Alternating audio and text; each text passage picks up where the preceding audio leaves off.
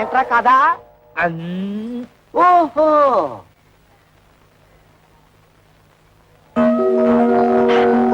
ఇప్పుడు వచ్చేస్తుంది.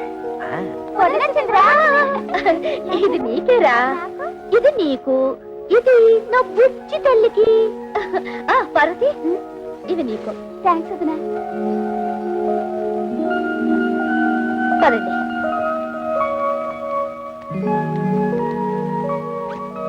మావయ్య, ఈ నెల జీతం.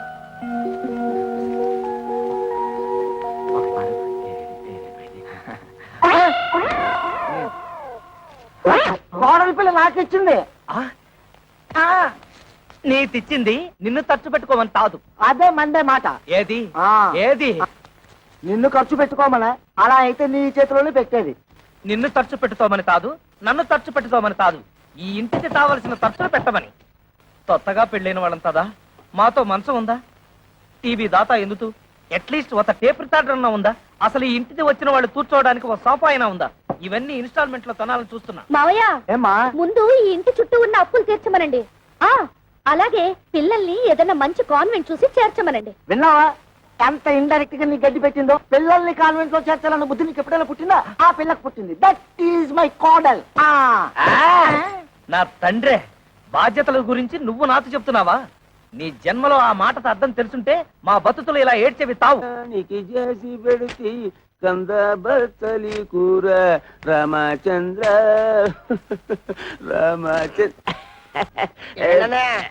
వదిలికి టోటల్ గా రెస్ట్ ఇచ్చావా? లేదురా, చిన్న హెల్పింగ్. మజ్జిగ అవుతావా? రెండే స్పెషల్ మజ్జిగ. మీ ముఖానికి ఆర్డర్స్ ఒకటి.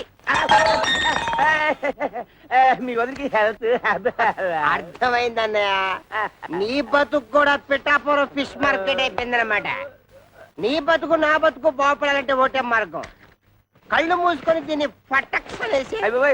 పురుగుల మందురా, తాగితే చేస్తాను. ఇది ఆ మందు కాదు, అది. తాగితే నాకు డోకొచ్చేస్తుందిరా. ఓకే,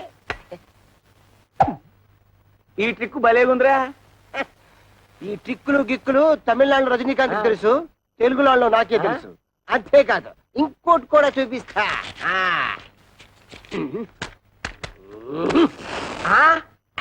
అలాగే ఉండు.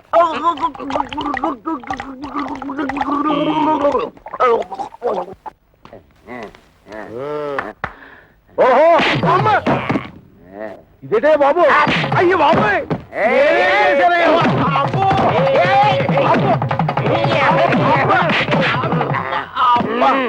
మీ అడ్డుకోదండం ఇందాకటి నుంచి కొట్టిన చోట కొట్టకుండా తిట్టకుండా ఒళ్ళంతా కుళ్ళబొడి చేస్తున్నారు. అసలు ఎందుకు కొడుతున్నారో చెప్పనే కొట్టలేరా? ఆడికేమో వయసు ఎక్కువ, నాకేమో గ్లామర్ తక్కువ అని మా పెళ్లి చేయమని మా లైఫ్ నీ చేతిలో పెడితే చేయించారు కదా మీ పెళ్ళిళ్ళు. చేసింది పొరపాటు. ఏదో మా గంట దగ్గర బంతు చూడమంటే హై క్లాస్ పట్టు పరుపులు చూసి మమ్మల్ని కట్టు పెడతారు. చల్లడి చద్దన్నం పెట్టమంటే నోరుగాలే బిర్యానీ పెడతావురా. ఎక్కడికి డబ్బా తీసుకొని ఒంటి మీద పోసుకొని తగలు పెట్టుకుంటారు. అది వరకట్న కేసు కింద పోలీసులు మమ్మల్ని కేసు బుక్ చేసి బురికి చేస్తే నువ్వు చూస్తా.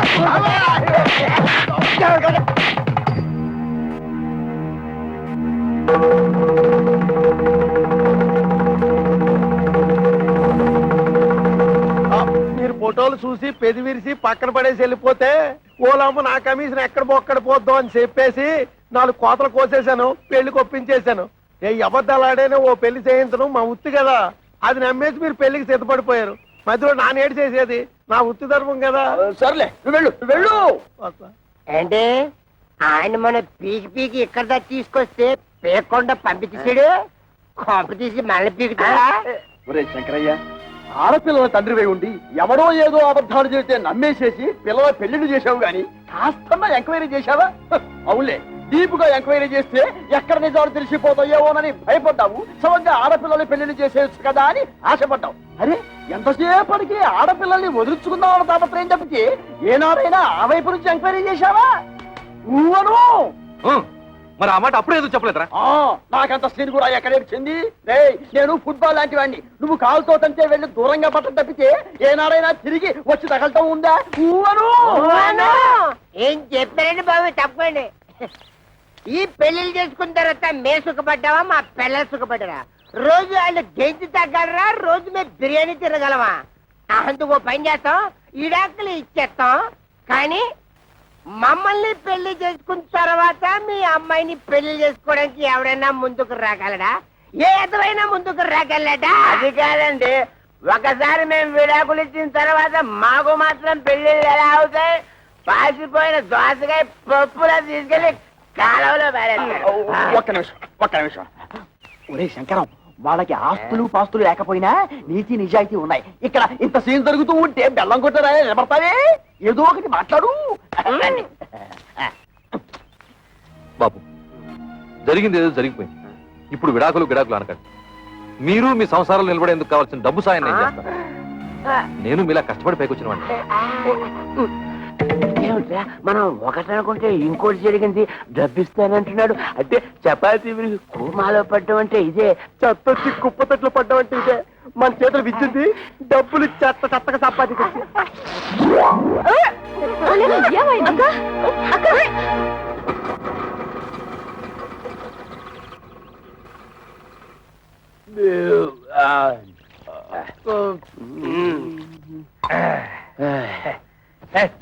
అక్కర్లేదు. అరే మా అత్తగారు మామగారు, సరైన టైంకి వచ్చాడు. మరి ఇలాంటప్పుడే ఆ వంతరశాస్త్రి మాటలు గుర్తుంచుకుని మరీ బిహేవ్ చేయాలి. ముఖ్యంగా మన దొంగ మా ముందు ఓవర్ ఇదేనా రావడం? అన్నయ్య వదిన ఆ పోర్షన్ లో ఉంటున్నారు. తమ్ముడు మరదలు ఈ పోర్షన్ లో ఉంటున్నారు. తమ్ముడు అనే త్వరలో ఈ పోర్షన్ కి రాబోతున్నాడు. అలాగా? మీరందరూ ఇలా కలిసిమెలిసి ఉంటాం నాకు చాలా సంతోషంగా ఉంది. అంతకంటే సంతోషమైన వార్త ఇంతోటి చెబుతాం మామయ్య గారు, మీరు తాతయ్య తాబోతున్నారు. మేము త్వరలో బాబాయ్ కాబోతున్నాం. బయట నుంచి మాట్లాడుకోవడం ఎందుకు, లోపలికి రండి. రామా రండి మామయ్య రండి.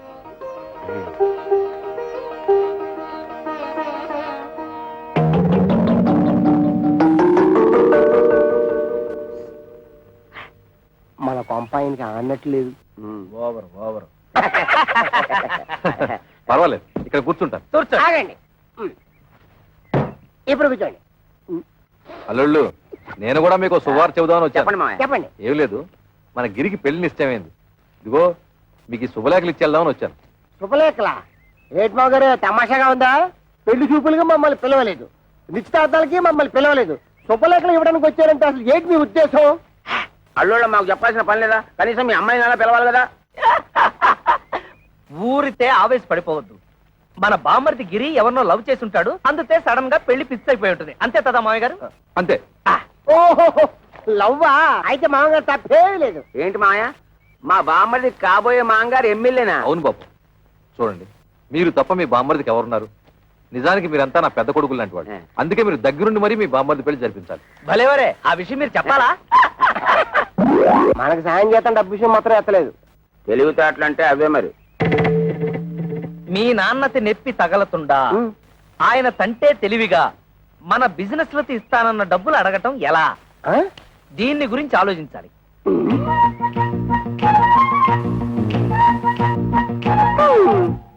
ఇందాకేంటన్నా? మామగారికి నెప్పి తగలతుండా మనతిస్తానన్న డబ్బులు అడగటం ఎలా? దీనికి ఒకటే మార్గం.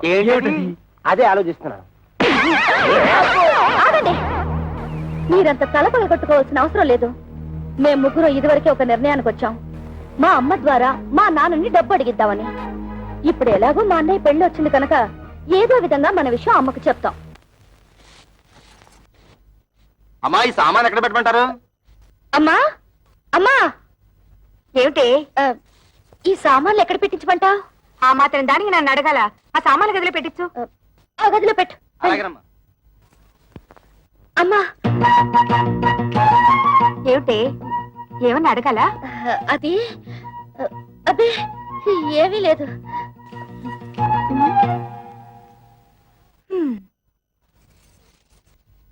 అమ్మా, ఏమిటి? అది అది మేమందరం వచ్చేటప్పుడు చెప్పమ్మా.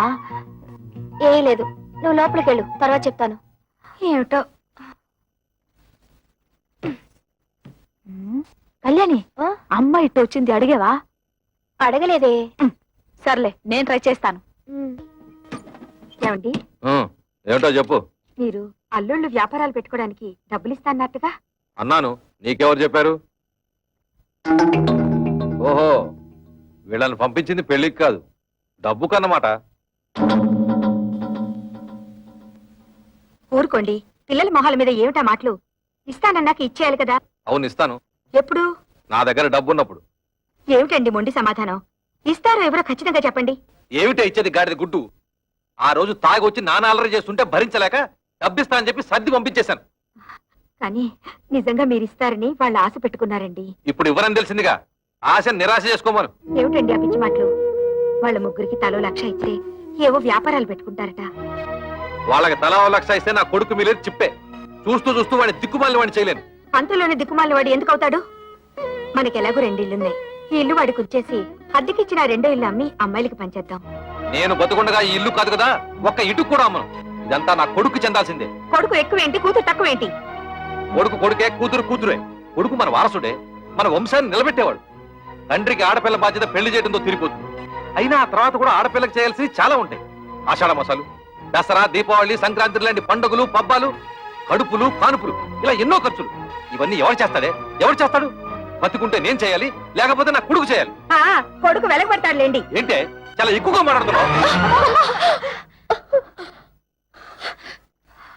అమ్మా, మా గురించి మీరు గొడవ పడటం ఏం బాగలేదు. ముందు పెళ్లి పనులు కానివ్వండి. పెళ్ళైపోగానే మేము వెళ్ళి మా కంటలు మేము పడతాం. ఆ రోజు మామూలు దగ్గరికి లాక్కెళ్ళినందుకు నీకు మంటగా ఉందా? కోపతాపాలు సిగ్గులు ఉంటే మా వ్యాపారాలు సాగుతాయి ఏటి? పేపర్ దోశలా ఎంత విశాలమైన హృదయం అండి మీది. అరే, ఏదో పని మీద వచ్చినట్టున్నారు ఏటి? కొంచెం హ్యాండ్ లోన్ తావాల్సి వచ్చి ఎమ్మెల్యే కూతురుతో మా బామ్మర్ది పెళ్లి. అతడు కొంచెం లెవెల్ గా ఉండాలి కదా. మా తమ్ముడు అన్నయ్యకి కాపలకదు కదా, చిన్న ఆపరేషన్ చేయిద్దామని. పెళ్లిలో అలా మాట్లాడితే బాగోదు కదా, అందరూ నత్తిపిత్తోడు అనుకుంటారు. అందుకని ఆపరేషన్ చేయించాలి. చిన్న చిల్లర కావాలి. దాందే ఉంది, ఇత్తనం పట్టుకెళ్ళిపోండి. 105 రూపాయల కాడకు వడ్డీ. వడ్డీ ముందు కట్టసేసుకునే ఇస్తాం. ఎంత కావాలేటి? ఎంత తావాలో మాతో మాత్రం ఏం తెలుసు? మేము కొనేస్తుంటాం, మీరు కట్టేస్తుంటారు. మేము కొనేస్తుంటాం, మీరు కట్టేస్తుంటాం. మొత్తం లెక్కే చెప్పండి, కట్టగా ఇచ్చేస్తాం. దానికే ఉంది, నేను ఉన్నాను కదా. ఈ క్యాష్ బ్యాక్ సంకలెట్టుకుని నేను మీ వెనకాల వెళ్ళిపోచ్చేస్తాను. ఇంకొక విషయం, ఈ పెళ్లిలోనే మీకు డబ్బు వచ్చేస్తుంది అన్నారు కాబట్టి నా డబ్బు అక్కడే ఇచ్చేయాలి. ఇచ్చేది 10 3 నెలల వడ్డీ కట్టసేసుకుంటాం. ఏటంటారు? ఇంతేటంతామండి, మీరేటంటే మేము అంటే. Success, operation grand success. తాబుదులు కావచ్చేసింది. బాబు, ఆ డెట్టాల్ని బాగా పుక్కిలించి మేసాయి.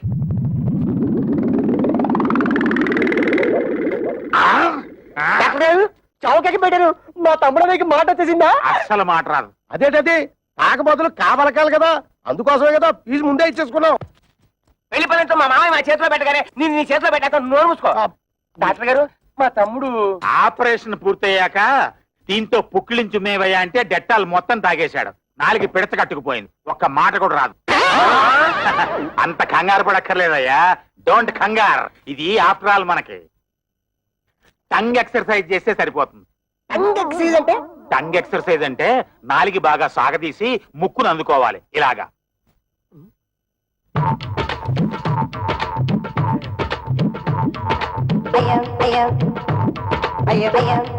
అన్నం చూసి అందరూ పంట పట్టించేస్తారేమో.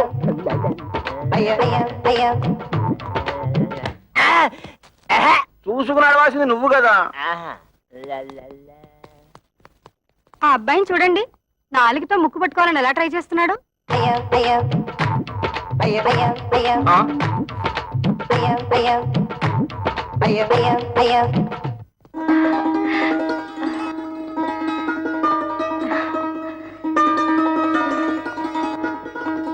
ఏమంటాయ్, పైకి రండి.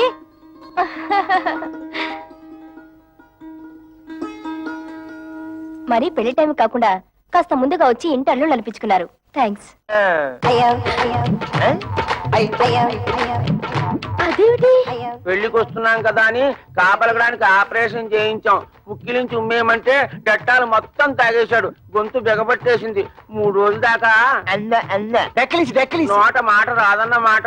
తమ్ముడన్నయ్య సిరిసిరిమ కూడా Jayaprada type. Oh my god, ఈలోగా ఆయన ఏమైనా చెప్పాలంటే ఆదివారం టీవీలో మోగవార్తల టైపు తమ్ముడన్నయ్య. ఈ పెళ్లి మీరు కట్టుకోవడానికి పట్టు చీరలు తెచ్చాము. High each 5,000 rupees. అవు అల్ల బాబా అల్లల్లప్ప కిత్త కైకిరి రింగిలియా. అంటే మీ తమ్ముడికి ఇవ్వడానికి మేము ముగ్గురం 3 ఉంగరాలు కొన్నామన్నమాట. Each 2,000 rupees pure gold. మీ తమ్ముడు చేసుకోబోయేది ఎమ్మెల్యే గారి అమ్మాయిని కదా. ఆయన లెవెల్ కి తగ్గట్టు మేము ముగ్గురం 3 కొత్త డ్రెస్సులు కొన్నామన్నమాట. Each 1,000 rupees. మీకు అంత డబ్బు ఎలా వచ్చింది? వరల్డ్ బ్యాంక్ ఇచ్చింది. లేడీస్ ఈ వివరాలు మీకెందుకు? అప్పు తీర్చి మార్గం మాకు తెలుసు.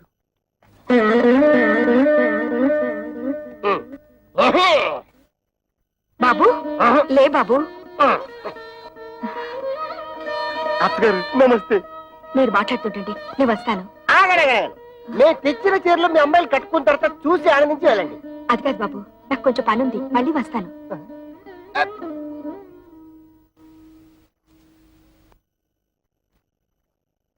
ఇదిగో మీరు వెళ్ళి చీరలు కట్టుకుండండి. అడిగిసారా? కిర కైకిరి బత్త కైసరి. అడగలేదంటగా, కొంచెం టైం చూసుకుని అడగండి.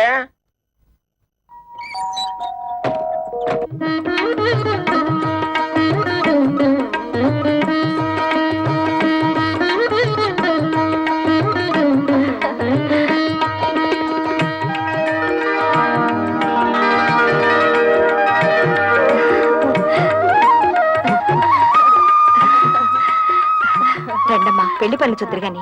మా వాళ్ళు ఇంకా రాలేదు. వాళ్ళు వచ్చిన తర్వాత వస్తాం. రాక ఆ వచ్చే వాళ్ళే శంకరయ్య అల్లుళ్ళు.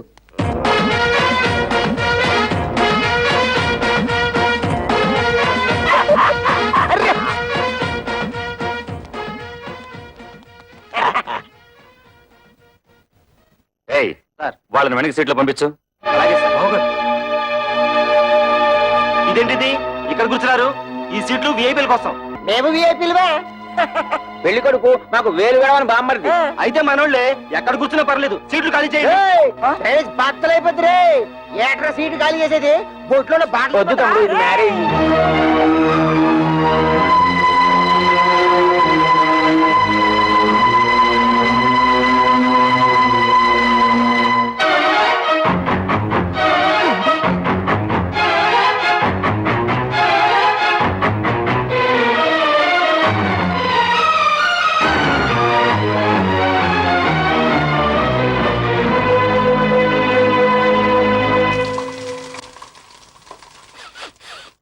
అమ్మో, వంటశాలలో పోపు మారిపోతుంది.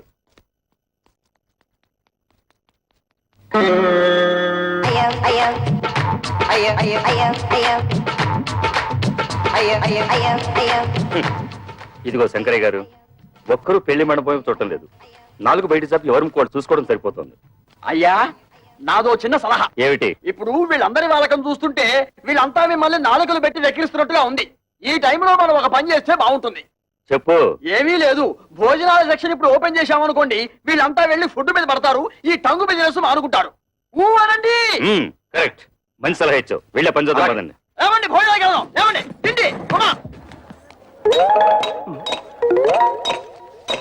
అరే కిరమప్పో జింగి జారి కిరమప్ప అచ్చుల్లా గుచ్చుల్లా గుమ్మాలక్కడి గుమ్మప్పో కిరమప్పో జింగి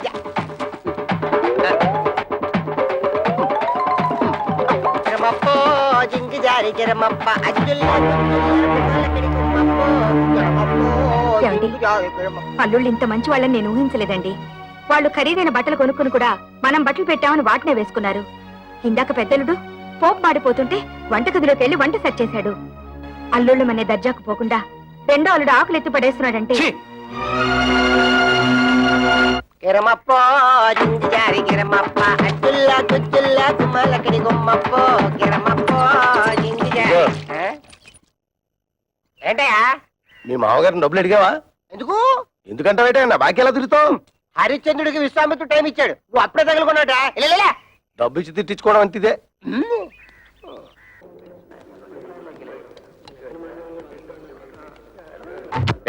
మీరేంటి ఇక్కడ కూర్చున్నారు? ఇక్కడ ఎంపీలు మినిస్టర్లు కూర్చుంటారు. మీరు తర్వాత బంతిలో కూర్చుంది